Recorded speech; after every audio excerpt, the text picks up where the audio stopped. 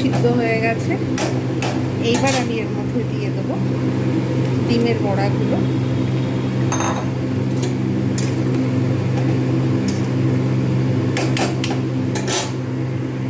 এবার দিতে দেবো হোমমেড ধনে জিরে গুঁড়ো আর গরম মশলা।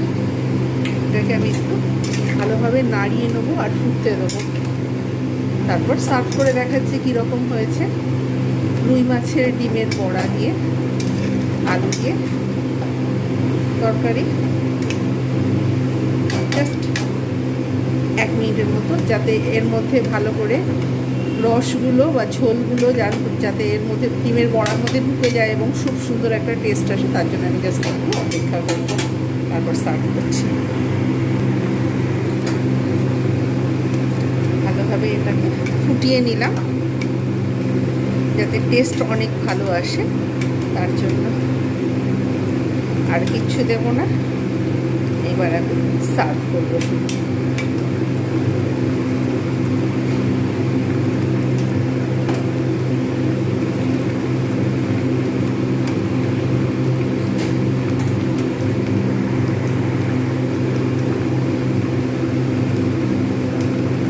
আপনারা বাড়িতে অবশ্যই এইভাবে ট্রাই করবেন।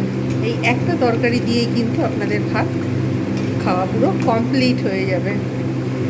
এত স্বাদের এই রেসিপিটা হয়। ঠিক এইভাবে বানাবেন। তৈরি হয়ে গেল মাছের ডিমের বড়ার তরকারি বা মাছের ডিমের বড়ার ঝাল। আমি যেভাবে রেসিপিটা বানিয়েছি অবশ্যই এইভাবে ট্রাই করুন। নিত্য নতুন ভিডিও পেতে আমার চ্যানেলটাকে সাবস্ক্রাইব করুন। প্রত্যেকের কাছে অনুরোধ রইল, যারা যারা দেখছেন কমেন্ট করছেন তাদের অসংখ্য ধন্যবাদ। যারা যারা এখনও চ্যানেলটাকে সাবস্ক্রাইব করেননি তাদের কাছে অনুরোধ রইল এইরকম নিত্য নতুন ভিডিও পেতে আমার চ্যানেলটাকে সাবস্ক্রাইব করুন। আজকের মতো এতটুকুই। Bye bye and take care.